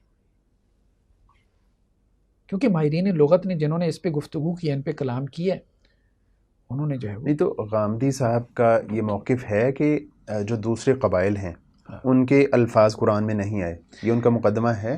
اصل میں بیسیکلی دیکھیں کہ وہ یہ بات کیوں کر رہے ہیں، اس بات کو سمجھیں. یہ بات ایسے بائی دا وے نہیں ہے، ٹھیک ہے. یہ بات وہ اس لیے کر رہے ہیں کہ وہ اصل میں قرات کا انکار کرنا چاہتے ہیں، اور وہ جا کے انہوں نے اپنے چوتھے اصول میں کیا ہے، چوتھا یا پانچواں، جو میزان اور فرقان کے نام سے ہے. صحیح، ٹھیک ہے. وہاں انہوں نے اصل میں اس مقدمے کو بنیاد بنایا. انہوں نے کہا کہ قرآن تو ہے اصل میں قریش کی زبان میں، قریش کا لہجہ ایک تھا. جب قریش کا لہجہ ایک تھا تو اتنی قراتیں کہاں سے لے آئے ہو؟ قرات تو ایک ہی ہونی چاہیے، کیونکہ جو لوگ ایک سے زائد قرات کو مانتے ہیں ان کا پیچھے مقدمہ کیا ہے کہ عرب جو قبائل تھے وہ ایک سے زائد تھے. صحیح. قرآن جو ہے وہ عرب قبائل کی زبان میں نازل ہوا، تو عرب قبائل کے اندر اختلاف تھا، لہجوں کا بھی اختلاف تھا، ٹھیک ہے، اسالیب بیان کا بھی اختلاف تھا. وہ جو لہجات اور اسالیب بلاغت کا اختلاف تھا قبائل کا، وہ اصل میں قرآن نے اس کو سمیٹ لیا، کیونکہ قرآن ہے عربی مبین میں. تو بیسیکلی کہنے کو تو یہ ایک جملہ ہے جو غامدی صاحب نے بولا ہے، لیکن آگے چل کے آپ دیکھیں گے کہ اس جملے کی بنیاد پہ انہوں نے اصل میں قرات کا انکار کیا. تو پھر جو حضرت عثمان نے کہا کہ اگر تمہارا کوئی اختلاف ہو تو تم نے فیصلہ جو ہے وہ قریش کی لغت کے مطابق کرنا ہے، تو پھر اس سے تو جو دوسرے قبائل کی لغات ہیں یا زبانیں ہیں اس کا رد نہیں ہوتا؟ نہیں، رد نہیں ہوتا، اس میں رد نہیں ہوتا۔ ایک بات تو یہ ہے کہ یہ لکھنے کے حوالے سے، اور وہ بھی ایک جگہ پہ اختلاف ہوا، اور دوسری بات یہ ہے کہ قریش نے جس طرح دیکھیں نا، ہماری اردو زبان ہے، زبانیں ایک دوسرے سے سیکھتی ہیں صحیح، اور ایک دوسرے سے لیتی ہیں۔ یہ جو امام شافعی نے بحث پیدا کی ہے نا کہ قرآن میں کوئی غیر عربی لفظ نہیں ہے، ایک اعتبار سے ان کی بات ٹھیک ہے کہ قرآن مجید میں کوئی غیر عربی لفظ نہیں ہے، کہ جو عربوں نے لے لیے وہ ان کی زبان کا حصہ بن گئے۔ سمجھ رہے بات؟ کمپیوٹر جو ہے، ہم نے انگریزی کے اتنے الفاظ لے لیے نا، اب ایک بات تو یہ ہے کہ ہم اس کی اصل کو دیکھیں تو ہم کہیں کہ یہ اصل میں کیا ہے، انگریزی الفاظ ہیں۔ ایک یہ ہے کہ ہماری زبان نے ان کو اپنے اندر اس طرح سے ضم کر لیا، سمیٹ لیا، کہ اب ہم کہتے ہیں کہ یار یہ لفظ اب دوسری زبان کی نہیں ہے، اب یہ اردو کی ہی الفاظ ہیں۔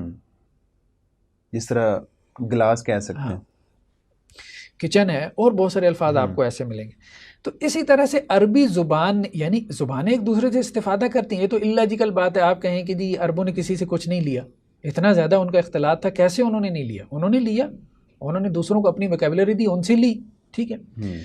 انگریزی کے آپ مصادر کو آپ دیکھیں گے تو آپ کو عربی مل جائے گی اس کے مصادر میں، ٹھیک ہے۔ جس طرح لیٹن ہے، گریک ہے انگریزی کے مصادر میں، فرینچ ہے، اسی طرح آپ کو عربی بھی مل جائے گی۔ تو زبانیں ایک دوسرے کے اوپر اس طرح سے اثر انداز ہوتی ہیں، تو وہ ویکیبلری آئی ہے، ٹھیک ہے، فورن ویکیبلری آئی ہے، فورن ویکیبلری آف دی قرآن، یہ بات ٹھیک ہے، فورن ویکیبلری آئی ہے، دوسری زبانوں سے ویکیبلری آئی ہے عربوں کے ہاں، لیکن آپ یوں کہہ سکتے ہیں کہ ان کے ہاں اتنی زیادہ استعمال ہوئی کہ وہ ان کی زبان کہلائی جانے لگ گئی۔ تو دوسرے قبائل کی لغات موجود ہیں، صحیح، قریش کے ہاں بھی آپ کو ملیں گی، ٹھیک ہے۔ تو لیکن یہ ہے کہ لغات میں فرق تھا، یہ بات ہے کہ لغات میں فرق تھا، اور آگے ہم چل کے دیکھتے ہیں اس کو، حدیث کی روشنی میں انشاءاللہ سے ہم اس کے کچھ جو ہے نا وہ چیزیں دیکھتے ہیں۔ صحیح۔ تو لیکن یہ بات اصل میں اہم ہے کہ جب آپ یہ بات کر رہے ہیں کہ قرآن مجید کی تفسیر کا اصل سورس عربی معلّہ ہے، اور عربی معلّہ ہمیں کہاں سے ملے گی؟ جاہلی شاعری سے، سبع معلقات کے مؤلفین سے، تو ان میں سے تو کوئی بھی قریشی نہیں ہے۔ صحیح، ان میں سے تو کوئی بھی قریشی نہیں۔ تو پھر آپ کی نظر میں سورس کیا ہے؟ سورس عربی ہے، عربی شمالی قبائل کی بھی عربی جسے ہم عدنانی قبائل کی عربی کہتے ہیں، اور جنوبی قبائل کی بھی عربی جسے ہم قحطانی قبائل کی عربی کہتے ہیں۔ قرآن عربی زبان میں نازل ہوا ہے، یعنی آپ یوں کہہ سکتے ہیں کہ فصاحت اصل میں عربی زبان میں ہے، اس کے کسی اسپیسیفک ڈائلیکٹ میں نہیں ہے۔ صحیح، یعنی قریش کے ڈائلیکٹ میں فصاحت نہیں ہے۔ آپ اگر بات کر سکتے وہ یہ بات کریں گے کہ عربی زبان فصیح ہے۔ قریشی لہجہ، یہ کہنا کہ وہ من کل الوجوہ فصیح ہے، بعض اعتبار سے قریش کا لہجہ فصیح ہوگا، بعض اعتبار سے جو ہے وہ آپ کو بنو تمیم کا لہجہ فصیح ملے گا، بعض اعتبار سے آپ کو بنو اسد کی جو ہے وہ وکیبلری فصیح ملے گی، ٹھیک ہے نا۔ تو فصاحت جو ہے وہ مختلف ہو سکتی ہے۔ تو آپ کو اس بات سے اختلاف ہے کہ جو عربی ہے قرآن کی، وہ ہم جو ہے وہ جو جاہلی شاعری ہے وہاں سے لیں گے؟ آپ کی اس بات سے اختلاف ہے؟ نہیں، کوئی اختلاف نہیں۔ صحیح، ہمیں اس سے کیا اختلاف ہونا ہے؟ دیکھیں، قرآن مجید یا قرآن فہمی کے سورسز میں سے ایک عربی زبان ہے، ٹھیک ہے، اور عربی زبان کے سورسز میں سے ایک ادب جاہلی ہے، صحیح، ٹھیک ہے، لیکن وہ پہلا سورس نہیں ہے، وہ پہلا سورس نہیں ہے، ٹھیک ہے، وہ پہلا سورس نہیں ہے۔ اور دوسری بات یہ ہے کہ ادب جاہلی جو ہے وہ صرف قریش کا مرتب کردہ نہیں، ادب جاہلی عربوں کا مرتب کرتا ہے۔ تو پھر آپ کی نظر میں بنیادی سورس کیا ہے؟ بنیادی سورس جو ہے وہ عربی زبان ہے، اور عربی زبان سے مراد شمالی اور جنوبی قبائل، جو تمام قبائل کی لغات ہیں وہ ہیں۔ تو وہ ہمیں کہاں سے ملیں گے؟ وہ سب ہمیں ادب جاہلی میں ملیں گے۔ ادب جاہلی میں اصل میں انہوں نے مطلب ایک چیز کو بغیر سوچے سمجھے ایک بات پھینک دی، حامدی صاحب نے بغیر سوچے سمجھے ایک بات پھینک دی، یعنی یہ بھی تحقیق نہیں کی کہ جتنے بڑے شعراء ہیں وہ ان میں سے کوئی ایک بھی قریشی نہیں ہے، یہ بھی تحقیق نہیں کی، اور یہ بات کہہ دی کہ فصیح زبان جو ہے وہ قریش کی ہے۔ اگر فصیح زبان قریش کی ہے تو مطلب باقی قبائل جو ہیں وہ ان کے اندر شعراء کیوں پیدا ہو رہے ہیں؟ امرؤ القیس مطلب کندہ میں کیوں پیدا ہو رہا ہے؟ صحیح، تو یہ بات سمجھنے کی ہے نا۔ جو قرآن فہمی کے سورس ہیں اس میں احادیث کہاں پہ سٹینڈ کرتی ہیں؟ ہاں دیکھیں، اس میں غامدی صاحب نے ایک بات کہی ہے. انہوں نے کہا ہے کہ جی جو ادب جاہلی ہے نا، یعنی قرآن فہمی کا سورس عربی معلّہ ہے، ٹھیک ہے، لٹریچر کی عربی. اب لٹریچر کی عربی کا سورس کیا؟ انہوں نے کہا 3 ہے. ایک تو انہوں نے کہا کہ جی خود قرآن ہے، ٹھیک ہے، قرآن کے ایک لفظ کو آپ نے سمجھنا ہے خود قرآن سے سمجھیں. میرے خیال میں اچھی بات ہے، ٹھیک ہے، بہت اچھی بات ہے. میں بھی عام طور پہ اپنی تحریروں میں یہی کرتا ہوں کہ ایک لفظ ہے، کوئی مفرد ہے قرآن کا، اب آپ قرآن میں دیکھیں یہ مفرد کہاں کہاں استعمال ہوا ہے یا اس کا روٹ ورڈ کہاں کہاں استعمال ہوا ہے، ٹھیک ہے، تو وہ آپ کو مل جائے گا، اس سے آپ اس لفظ کو سمجھ سکتے ہیں. یہ بالکل ٹھیک بات ہے. دوسری بات انہوں نے یہ بات کہی ہے کہ جی ایک تو ہمیں قرآن کی طرف رجوع کرنا چاہیے قرآن فہمی کے لیے، یا قرآن کے کسی مفرد کو. اچھا، اس میں ایک بہت اچھا کام غامدی صاحب وغیرہ ان لوگوں نے تو خیر کچھ بھی نہیں کیا، یہ ویسے اپنے آپ کو کریڈٹ زیادہ دیتے ہیں، سیدھی بات ہے، قرآن کے حوالے سے، مطلب قرآن کے حوالے سے ٹھیک ہے کچھ کام کیا فرائی صاحب نے، اس کو ہم اپریشیٹ کرتے ہیں. مفردات القرآن جو ان کی ہے اچھی کتاب ہے، عربوں نے بھی اس کی تعریف کی ہے. لیکن اب آپ وہاں پہ بھی دیکھیں نا، فرائی صاحب کی یہ کتاب اب میرے سامنے کھلی ہوئی ہے. فرائی صاحب نے جو ہے، اب یہ ان کے استاذ کے استاذ ہیں، یہ کہتے ہیں جی ہمارے امام کے امام ہیں. فرائی صاحب نے جو یہ ان کی مفردات القرآن ہے، جو حد انہوں نے مفردات بیان کی ہیں نا 121 ہیں. صحیح، ٹھیک ہے، 121 مفردات پہ انہوں نے تبصرہ کیا ہے کہ آپ یوں کہہ لیں ادب جاہلی کی روشنی میں. تو بھائی آپ نے کیا کمال کر لیا. اور ان میں سے بھی 121 میں سے 121 کے اوپر استشہاد نہیں پیش کیا، سب کے اوپر ادب جاہلی سے استشہاد نہیں پیش کیا، سب پہ پیش بھی نہیں کیا، سب پہ پیش بھی نہیں کیا. 121 میں سے آپ یوں کہ 100 کے قریب مفردات ہوں گے جن کا استشہاد انہوں نے ادب جاہلی سے پیش کر دیا. آپ یوں کہہ لیں قرآن کے 100 الفاظ انہوں نے ادب جاہلی سے سمجھ لیے. مشکل الفاظ آپ کہہ لیں، خیر اس میں سے کچھ آسان بھی ہیں، مجھے تو نہیں لگ رہا کہ وہ مشکل ہیں، لیکن بہرحال انہوں نے وہ جیسے القوم کا لفظ ہے، فسق کا ہے، الطیر کا لفظ ہے، تو کچھ مشکل الفاظ بھی ہیں. ویسے ہونا تو یہ چاہیے تھا کہ وہ ہزاروں مفردات ہونے چاہیے. اب آپ امام راغب کو دیکھیں، امام راغب کا انداز مجھے بہت پسند ہے. وہ کیا کرتے ہیں کہ اچھا ان کا اسلوب بھی یہی ہے امام راغب کا، یا ان کا بنیادی مقدمہ یہ ہے کہ قرآن میں اگر ایک روٹ ورڈ سے، جسے ہم مادہ کہتے ہیں، 50 فارمز آ جائیں، 50 صورتیں بن جائیں، پیچھے بنیادی معنی ایک ہوتا ہے، بنیادی معنی نہیں، بنیادی معنی. اب وہ اس بنیادی معنی کے گرد جو ہے نا اس کے فارمز کو گھماتے ہیں اور اس کے ساتھ جوڑتے ہیں، یعنی ایک مرکزی معنی نکالتے ہیں، وہ سینٹرل میننگ نکالتے ہیں. ابن فارس کا اگرچہ انداز مختلف ہے، مقاییس اللغہ والے ہیں، وہ کہتے ہیں بنیادی معنی ایک سے زیادہ ہو سکتے ہیں، اس تکلف میں نہیں پڑھنا چاہیے. لیکن بہرحال اس کے اوپر امام راغب نے مفردات القرآن کھڑی کی ہے، بہرحال وہ بہت اچھا ہے. تو غامدی صاحب نے ایک تو یہ بات کہی کہ جی قرآن فہمی کے لیے، یعنی قرآن کے کسی لفظ کو سمجھنے کے لیے ہمیں خود قرآن کی طرف رجوع کرنا چاہیے. تو اس میں بہترین سورس اگر ہمارے پاس ہے تو وہ بھی روایتی سورس ہے، مفردات القرآن. اگرچہ بعض لوگوں نے کہا ہے کہ وہ اہل تشیع میں سے تھے، لیکن ہم اس بحث میں نہیں پڑھتے. کام بہت اچھا ہے، بہت اچھا کام ہے، مطلب اس کو اپریشیٹ کرنا چاہیے جس نے بھی اس کو پڑھا ہے. لیکن ترجمہ نہیں پڑھنا چاہیے، ترجمے سے زیادہ عربی آسان ہے اس کی. تو دوسرا جو ہے نا وہ حدیث ہے، عربی معلّہ کا دوسرا جو سورس ہے. عربی معلّہ کہاں ملے گی؟ دوسرا انہوں نے کہا حدیث نبوی اور آثار صحابہ. لیکن اس میں یہ بات تو ٹھیک کر گئے کہ احادیث نبوی اور آثار صحابہ، کیونکہ رسول اللہ صلی اللہ علیہ وسلم کی زبان میں، صحابہ کی زبان میں قرآن نازل ہوا، ٹھیک ہے، تو صحابہ کی زبان کہاں ملے گی؟ حدیث میں ملے گی یا آثار صحابہ میں ملے گی؟ تو اس زبان سے آپ قرآن فہمی کریں. یہ بات تو ٹھیک کر گئے، لیکن آگے ایک بات جو ہے نا وہ ٹھیک نہیں ہے. اور وہ کہتے ہیں کہ جی اس میں شبہ نہیں ہے، یہ اسکرین پہ یہ دیکھیں، اس میں شبہ نہیں ہے کہ روایت بالمعنی کی وجہ سے ان ذخائر کا بہت تھوڑا حصہ ہی ہے جسے اب زبان کی تحقیق میں سند و حجت کی حیثیت سے پیش کیا جا سکتا ہے. مطلب یہ ہے کہ اب دیکھیں نا یہ کہاں ایک تیر سے دو شکار کہہ یہ رہے ہیں کہ حدیث ہوئی ہے روایت بالمعنی. صحیح، حدیث چونکہ روایت بالمعنی ہے تو رسول اللہ صلی اللہ علیہ وسلم کی زبان محفوظ نہیں ہے حدیث میں، تو بہت کم ہے جو آپ کو حدیث میں ملے گا، یعنی عربی معلّہ میں سے بہت کم ملے گا. اصل بات یہ ہے کہ حدیث کے روایت بالمعنی ہونے کا یہ مطلب نہیں ہے جو یہ نکال رہے ہیں، یعنی بات سمجھ میں ہی نہیں آئی. حدیث کے روایت بالمعنی ہونے کا مطلب یہ ہے کہ یہ قول صحابی ہے، قول صحابی ہے. صحیح، یہ نہیں ہے کہ وہ جو 7ویں درجے میں جا کے 7ویں طبقے میں جو راوی آ رہا ہے تو اس کے الفاظ ہیں، کوئی اجمی راوی ہو، ہاں مطلب کسی اجمی راوی کے الفاظ ہیں. دیکھیں نا حدیث روایت بالمعنی ہے، مطلب نو ڈاؤٹ یہ بات ٹھیک ہے کہ اکثر و بیشتر جو ہے وہ حدیث روایت بالمعنی ہے، کیونکہ فعل رسول اگر ہے، ہم کہتے ہیں سنت 3 قسم کی ہے نا، قول رسول ہے، فعل رسول ہے، تقریر ہے. جو فعل رسول ہے وہ تو قول صحابی ہے، صحابی کا مشاہدہ ہے، صحابی جو ہے وہ شاہد واقع ہے، صحابی نے اس کو نقل کیا اپنے الفاظ میں.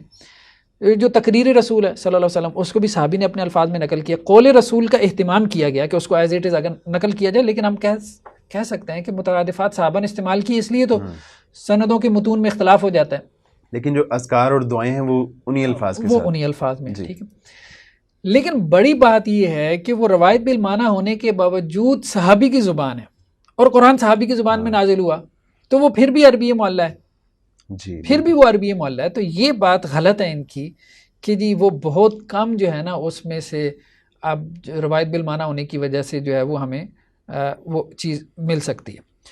دوسری بات جو اہم ہے وہ یہ ہے کہ صحابہ جو ہیں، اچھا اس بات کو بھی انہوں نے نہیں سمجھا. ایک تو روایت سے جو ہے نا ایک چڑ امام فرائی صاحب سے شروع ہوئی، بلکہ وہ امام فرائی صاحب تو یہاں تک لکھ گیا کہ جی قرآن مجید کی تفسیر کرنے کے غلط اصول، اور اس میں لکھا کہ حدیث مطلب باقاعدہ ہے، مطلب اتنی اس حد تک چڑ تھی انہیں. بھلے آپ یوں لکھ دیتے کہ جی یہ ہمارے نزدیک راجح نہیں ہے، لیکن اتنی بھی چڑ کیا کہ قرآن مجید کی تفسیر کرنے کے غلط اصول، اور اس میں آپ کہیں کہ جی تفسیر القرآن بالحدیث. یہی معاملہ ہمیں اصلاحی صاحب کے ہاں بھی نظر آتا ہے. وہ روایت سے چڑ کی وجہ سے یہ بات کو گہرائی میں سمجھ ہی نہیں سکے. یہ جس کو تفسیر بالمعصور سمجھتے رہے وہ بیسیکلی تفسیر لغوی تھی. یعنی اب آپ دیکھیں کہ تفسیر تبری سب سے بڑا ہمارے پاس ماخذ تفسیر بالمعصور کا تفسیر تبری ہے، یا تفسیر ابن ابی حاتم، اس قسم کی تفسیریں. اب جس بندے نے ان کا مطالعہ نہیں کیا وہ تو یہ کہے گا یہ تفسیر بالمعصور ہے، حالانکہ وہ تفسیر بالمعصور نہیں ہے، وہ صحابہ کی لغوی تفسیر ہے. یعنی اب بھی اگر آپ کھولیں نا، مثال کے طور پہ یہ تبری میں اگر ابھی کھولوں تو ابھی یہ جو فرد من قسورہ، امام تبری جو اقوال نقل کرتے ہیں صحابہ سے، تابعین سے، وہ ایسی تفسیریں نہیں ہوتی جیسے ہمارے ہاں کی جی ایک آیت کی تفسیر میں 4 صفحے لکھ دیے، ایسے نہیں ہوتا. یہ لفظ ہے اس کا یہ معنی ہے، یہ لفظ ہے اس کا یہ معنی ہے. ٹھیک ہے، قسورہ کا کیا معنی ہے؟ قسورہ کا معنی ہے اسد. بس یہ تفسیر بالرائے نہیں ہے، یہ بیسیکلی لغوی تفسیر ہے. صحیح. یعنی صحابہ کرام متعین یہ کر رہے ہیں کہ اس لفظ کا لغت عرب میں یہ معنی ہے. تو سب سے بڑا جو سورس ہمارے پاس ہے عربی معلّہ کا، کیونکہ قرآن یہ کہتا ہے، صحابہ کو یہ کہتا ہے نا، انا انزلنا قرآنا عربیا لعلکم تعقلون، ہم نے اس کو عربی قرآن اس لیے بنایا تاکہ تم سمجھو. اور اللہ کے رسول کو یہ جو کہا گیا کہ یہ آپ کی قوم کی زبان میں نازل ہوا، تو وہ قوم کون ہے؟ سب سے پہلے صحابہ کرام ہے. تو صحابہ کی زبان میں قرآن مجید نازل ہوا، تو صحابہ خود یہ کہہ رہے ہیں کہ اس لفظ کا یہ معنی ہے، تو ان سے بڑھ کے کون اتھارٹی ہوگا ان کی زبان کے حوالے سے؟ مطلب ایک طرف آپ امام خلیل، امام سیب و سب کو آپ جمع کر لیں، ٹھیک ہے، مبرد کو، جاہز کو، سب کو آپ جمع کر لیں، ایک صحابی کا مقابلہ نہیں کر سکتے. تو وہاں انہوں نے یعنی یہ بتایا ہے کہ لغوی مطلب یہ ہے، یا یہ بتایا ہے کہ قرآن نے یہاں یہ مطلب مراد لیا؟ صحابہ کی جو تفسیر ہے نا وہ 2 قسم پر ہے، جو ہمیں تفسیر بالمعصور میں ملتی ہے. ایک تو ان کی اجتہادی تفسیر ہے، ابھی ہم اجتہادی تفسیر کی بات نہیں کر رہے. صحیح. ٹھیک ہے، صحابہ کی اجتہادی تفسیر کم ہے، اثار صحابہ میں صحابہ کی اجتہادی تفسیر کم ہے. صحابہ کی جو تفسیر ہم تک پہنچی ہے اس میں ہم یہی بات کر رہے ہیں، اس کا اگر ہم انالیسس کریں تو وہ لغوی تفسیر زیادہ ہے. یعنی انہوں نے لغت عرب کو متعین کیا ہے، انہوں نے اپنی زبان کو واضح کیا ہے کہ ہماری زبان میں یہ لفظ اس معنی میں استعمال ہوتا ہے. صحیح. ٹھیک ہے. وہ جو آپ ادب جاہلی میں جا کے تلاش کر رہے ہیں کہ ادب جاہلی کا تو یہ موضوع بھی نہیں تھا، ٹھیک ہے، ان کا موضوع تو اور تھا نا. مطلب تو وہ جو مطلب انہوں نے بتایا صحابہ کرام نے، وہ ادب جاہلی کے مطابق تھا یا نہیں تھا؟ وہ دیکھیں وہ تھا یا نہیں تھا، پہلی بات تو یہ ہے کہ ادب جاہلی سے زیادہ انہوں نے محنت کر لی تو کتنے الفاظ لے آئے؟ 120. ادب جاہلی آپ کے پاس پہلی بات تو یہ ہے کہ کتنا ہے جو کچھ آپ کے پاس محفوظ ہے ادب جاہلی، پہلی بات تو یہ ٹھیک ہے، صحیح، کتنا محفوظ ہے، ضائع ہو گیا بڑا ایسا. اچھا، جو آپ کے پاس محفوظ ہے اس میں بھی منحول کلام موجود ہے، ٹھیک ہے، حماد الراویہ، خلف الاحمر وغیرہ، یہ تو باقاعدہ مطلب ہسٹری کے وہ نمونے جیسے کہہ سکتے ہیں آپ ہیں کہ جن کے بارے میں چھوٹا سا جو عربی زبان کی تاریخ کو جانتا ہے اسٹوڈنٹ، طالب علم، وہ بھی جانتا ہے کہ یہ ان لوگوں میں سے تھے جو اپنی طرح سے شعر گھڑ کے بڑے بڑے شعراء کی طرف منسوب کرتے تھے. صحیح. تو ادب جاہلی گھڑا گیا ہے، اس میں کوئی شک نہیں، بہت کم ہے. اچھا، ایک اور بات، اگر مجھے تو یہ لگتا ہے ان کی ادب جاہلی پہ بھی کوئی اچھی نظر نہیں ہے. یہ دیکھیں یہاں پہ انہوں نے ایک بات کہی ہے، یہ کہتے ہیں کہ جی تیسرا جو ماخذ ہے نا عربی معلّہ کا، پہلا تو قرآن ہے، دوسرا حدیث اور آثار صحابہ ہے، اس پہ بھی ہم نے گفتگو کر دی.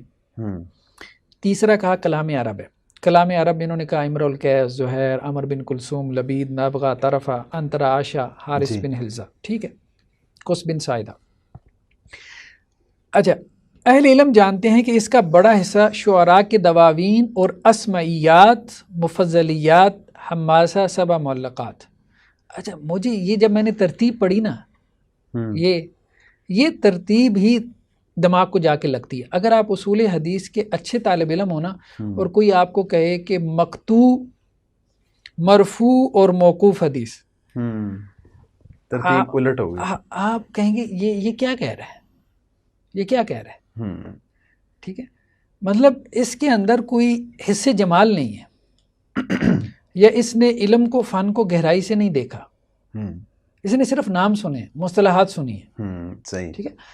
تاریخی اعتبار سے سب سے پہلے سبع معلقات ہیں، اس کے بعد مفضلیات لکھے گئے 2 صدی ہجری میں، اس کے بعد اسمیات ہیں، یہ 3 صدی ہجری کے. جو مفضلیات ہیں 2 صدی ہجری کے ہیں، اس کے بارے میں بھی ڈیبیٹ ہے. اچھا، بہت اچھی کتاب ہے ہمارے استاد سے، شاید آپ بھی جانتے ہوں گے، پروفیسر ڈاکٹر خورشید رضوی صاحب. انہوں نے، ان کا تھا کہ کئی والیومز کے اندر جو ہے نا عربی ادب کی تاریخ میں مرتب کروں اردو زبان میں، اور کافی ماشاءاللہ سے انہوں نے محنت سے. صحیح.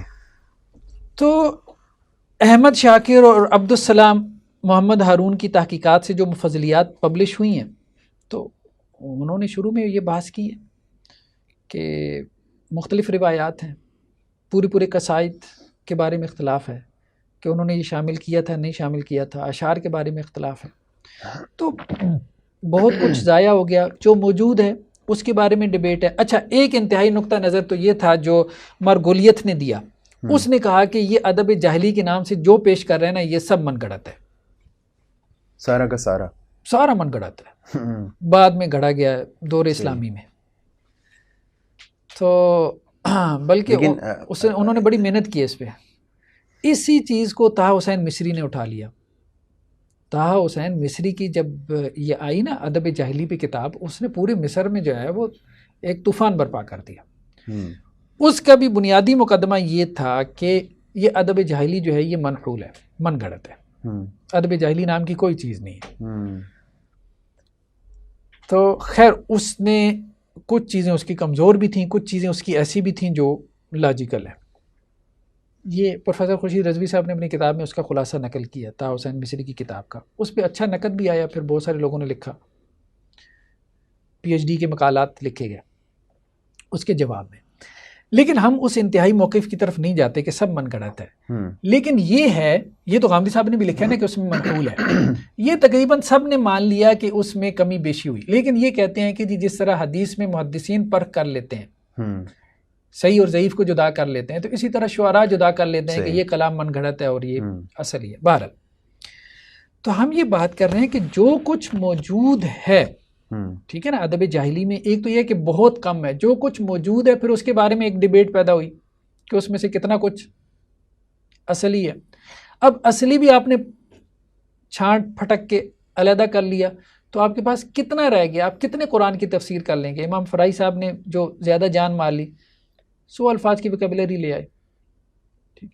اس سے زیادہ تو آپ نہیں نہ کر سکتے. تو پھر آپ کے پاس سورس کیا رہ جاتا ہے؟ وہ آثار صحابہ ہیں. وہ آثار صحابہ ہیں، وہ ادب جاہلی نہیں ہے کہ آپ ادب جاہلی کی بنیاد پہ قرآن مجید پورے قرآن کی تفسیر کر سکیں. نہیں، ایسا نہیں. حافظ صاحب یہ بتائیے گا کہ جو کلام عرب میں موجود تہذیب و ثقافت ہے وہ قرآن مجید کے اشارات کو سمجھنے میں معاون ہے یا نہیں ہے؟ یہ بات ایک حامدی صاحب نے کی ہے اسی عربی معلّہ میں. وہ یہ ہے کہ قرآن مجید کو سمجھنے کے لیے اس تہذیب کو، اس کلچر کو سمجھنا ضروری ہے کہ جس تہذیب میں وہ قرآن نازل ہو رہا تھا. اس کو ہم کہتے ہیں کنٹیکسچول میننگ. کنٹیکسچول میننگ بعض اوقات جو ہے نا وہ کانٹیکس میں ہوتے ہیں. ایک پیراگراف کے اندر ایک لفظ ہے، آگے پیچھے ہوں گے، سیاق و سباق میں ہوں گے. بعض اوقات کنٹیکسچول میننگ جو ہے سیاقی جسے ہم کہہ رہے ہیں، جو اس کے معنی ہیں، وہ بعض اوقات سوسائٹی میں ہوتے ہیں. ایک واقعہ ہوا، اس پہ قرآن مجید نازل ہو. کلام عرب میں اس کو تلاش کرنے کی ضرورت نہیں ہے، یہ تو تکلف محض ہے. مطلب اب آپ یہ کہیں نا کہ امرؤ القیس کی شاعری میں جو ہمیں فوشپن ملتا ہے، کیا عرب اس تہذیب کے اوپر، اس کلچر کے اوپر کھڑے تھے کہ اس سے ہم قرآن فہمی میں مدد لیں؟ ٹھیک ہے، مطلب وہ ایسا وحیات آدمی تھا، بلکہ اس کے معروف القاب میں سے الملک الدلیل ہے. ٹھیک ہے، اور عرب میں سب سے بڑا شاعر جس کو سمجھا جاتا ہے، مطلب ایک بڑی رائے ہے کہ یہ تھا. بعد نے یہ بھی کہا نابغہ تھا، بعد نے عاشا کو بھی کہا، لیکن زیادہ تر کی رائے یہ امرؤ القیس تھا. اور یہ الملک الذلیل کے نام سے جو ہے وہ معروف تھا. اور اس کے ایسے ایسے قصے آپ کو ادب کی کتابوں میں مل جائیں گے. ٹھیک ہے، تو وہ بندہ مطلب اس کی آپ کو اس کا جو ملکہ پڑھ لیں تو انسان مطلب حیران رہ جاتا ہے، پریشان ہو جاتا ہے. وہ پڑھا نہیں جاتا ایک شریف آدمی سے. تو یہ کہنا کہ جی، کیونکہ آپ اس کو اس طرح سے بھی سمجھ لیں کہ کسی بھی قوم کے جو شعراء ہوتے ہیں نا، وہ بیسیکلی اس قوم کا کلچر تھوڑی بیان کر رہے ہوتے ہیں. تخیل ہے اصل میں. شاعری کیا ہے؟ ایک تو تخیل کی پرواز ہے نا، جتنا مرضی اونچے چلے جائیں. غالب نے جو کچھ لکھا پڑھا، ظاہری بات ہے وہ کوئی قوم کی حالت تھوڑی تھی. یہ کہہ سکتے ہیں علامہ اقبال نے قوم کی ترجمانی کی ہے. ٹھیک، تو لیکن یہ ہے کہ میر تقی میر صاحب جو فرما گئے ہیں، یا غالب صاحب جو کہتے رہے ساری زندگی، اب وہ تو آپ یوں تو نہیں کہہ سکتے وہ قوم کے جذبات تھے، یا وہ کلچر تھا جس کو انہوں نے اپنی شاعری میں سمو دیا. ایسا کبھی بھی نہیں. تو حافظ صاحب یعنی اس بات کو پوری طرح سمجھنے کے لیے کوئی مثال مل سکتی ہے جو فراہی صاحب نے یا اصلاحی صاحب نے یا غامدی صاحب نے دی ہو؟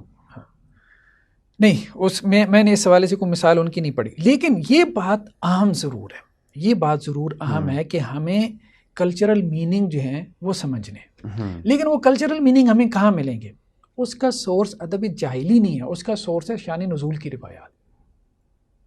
صحیح. ٹھیک ہے، جیسے دیکھیں یہ صحیح بخاری کی روایت ہے کہ حضرت برا بن عازب یہ کہتے ہیں کہ انصار کا معاملہ یہ تھا کہ جب حج اور عمرے سے آتے تھے مدینہ واپس، تو اپنے گھر کے سامنے دروازے سے گھر میں داخل نہیں ہوتے تھے، پیچھے سے جو ہے وہ دیوار پھلانگ کے آتے تھے.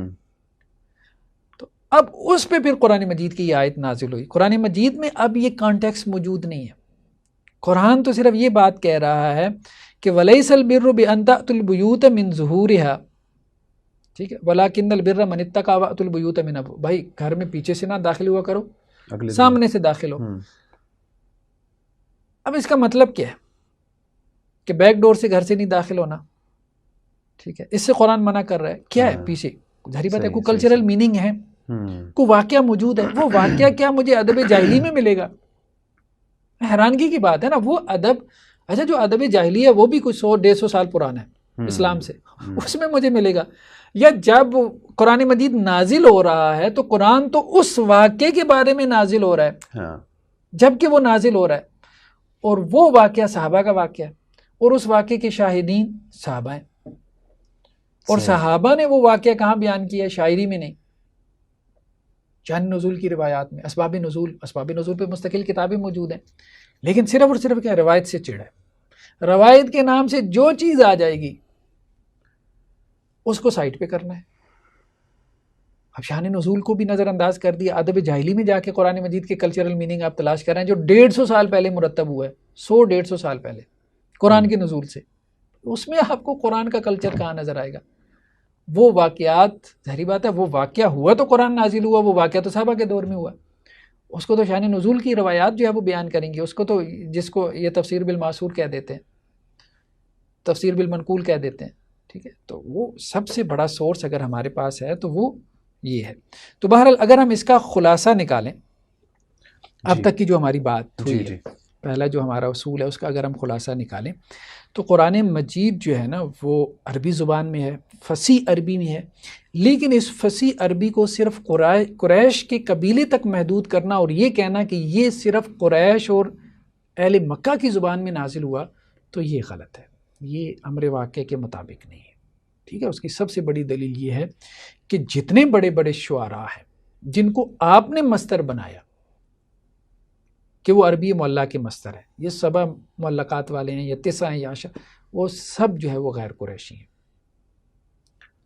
وہ مکہ میں سے کوئی بھی نہیں ہے، مکہ میں بلکہ آپ یوں کہیں قریش میں کوئی نامور شاعر ہے ہی نہیں۔ دور جاہلیت کا بعد میں ٹھیک ہے آپ کو ملیں گے، دور اسلامیین میں آپ کو لوگ مل جائیں گے، لیکن ہم تو دور جاہلیت کی بات کر رہے ہیں یا مخضرمین کی بات کر رہے ہیں جنہوں نے اسلام اور جاہلیت کا ٹائم پیریڈ۔ تو یعنی آپ کہنا چاہ رہے ہیں کہ قرآن عربی معلّہ میں نازل ہوا لیکن اس سے مراد صرف قریش کی زبان نہیں ہے بلکہ تمام عرب قبائل کی زبان ہے، کیونکہ بعض اوقات وہ لہجہ زیادہ فصیح ہوتا ہے قریش کی زبان میں اور بعض اوقات وہ لہجہ زیادہ فصیح ہوتا ہے کسی اور قبیلے کی زبان۔ صحیح۔ تو جہاں فصاحت زیادہ تھی قرآن نے اس فصاحت کو اٹھا لیا، اور جو قرات کا اختلاف ہوا اس کے پیچھے بھی ایک یہ وجہ ہے، یہی ریزن ہے۔ اس پہ ہم آگے چل کے انشاءاللہ دوسرے اصول میں تھوڑا سا اور تفصیل سے بحث کریں گے۔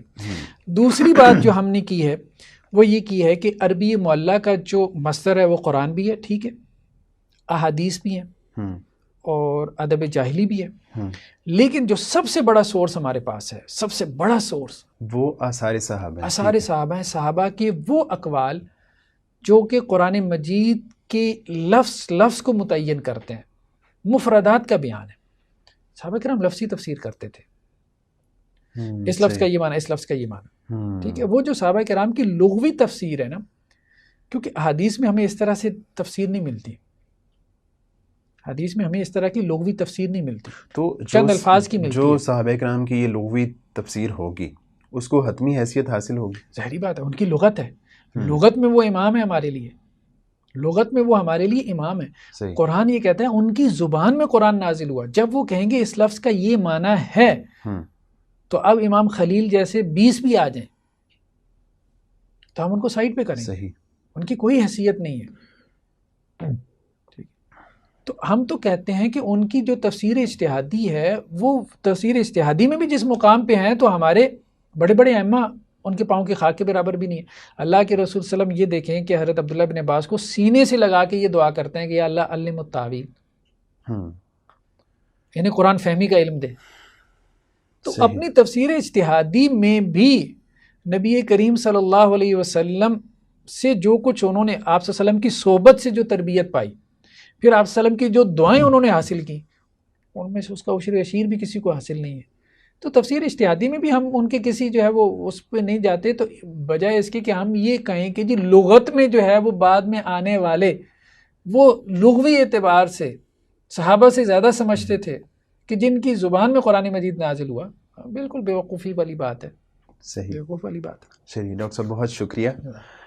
ناظرین کرام، ہماری جو سیریز جس کا آغاز ہوا آج فکر غامدی کے نام سے، آج یہ اس کا پہلا پروگرام تھا، اور اس میں ہم نے مبادئ تدبر قرآن کے ذیل میں جو پہلا اصول ہے عربی معلّہ کا اس کو ڈسکس کیا۔ غامدی صاحب کے مبادئ تدبر قرآن کے ذیل میں مزید بھی کچھ اصول ہیں، غالباً کوئی 9 اصول ہیں، اس پہ انشاءاللہ ہم بات کریں گے آئندہ ایپیسوڈز میں۔ ابھی ہمیں دیجیے اجازت، انشاءاللہ ملاقات ہوتی ہے اگلے ایپیسوڈ میں۔ اللہ حافظ۔